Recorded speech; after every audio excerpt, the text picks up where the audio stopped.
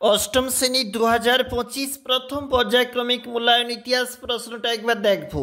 সেখানে পূর্ণমান 30, সময় রয়েছে 1 ঘন্টা। দেখো কি বলেছে প্রশ্নপত্রটি।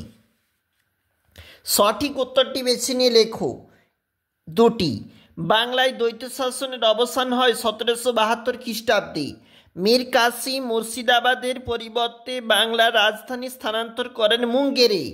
এরপরে পলাশী যুদ্ধ হয়েছিল 1757 খ্রিস্টাব্দে 23 জুন।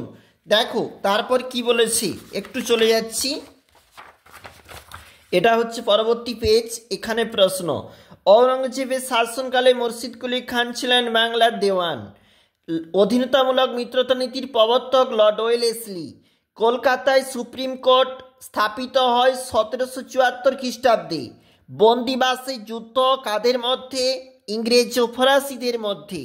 আলীনগরের সন্ধি হয়েছিল সিরাজউদ্দৌলা এবং ব্রিটিশ কোম্পানির মধ্যে। কে কবে হায়দ্রাবাদে আঞ্চলিক শাসন প্রতিষ্ঠা করেন? মীর কামার উদ্দিন খান সিদ্দিকী 1713 খ্রিস্টাব্দে হায়দ্রাবাদে আঞ্চলিক শাসন প্রতিষ্ঠা করেন। কলকাতায় হিন্দু কলেজ কত খ্রিস্টাব্দে প্রতিষ্ঠা হয়? 1817 খ্রিস্টাব্দে।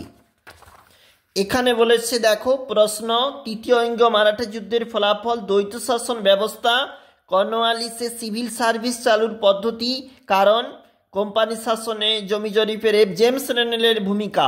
এছাড়াও রয়েছে আমাদের এখানে 3x2 ফারুক শে ফরমানে মূল সত্য। মেকলের প্রতিবেদনটি উল্লেখ করো। চলে যাব পরের যে প্রশ্ন রয়েছে, দেখো এই যে পেজটা রয়েছে এবং এখানে ভারতে পাশ্চাত্য শিক্ষা বিস্তারে ব্যাপটিস্ট মিশনের ভূমিকা। 5 নম্বরের প্রশ্ন, ওয়ারেন হেস্টিং লর্ড কর্নওয়ালিসের বিচার ব্যবস্থা তুলনামূলক আলোচনা। এছাড়াও বক্সারের যুদ্ধের গুরুত্ব বা পানিপথের যুদ্ধে পলাশীর যুদ্ধের কারণ এবং তার ফলাফল। অবশ্যই দেখবে পরীক্ষার জন্য ফার্স্ট ইউনিট 2025, যেখানে অষ্টম শ্রেণী ইতিহাস।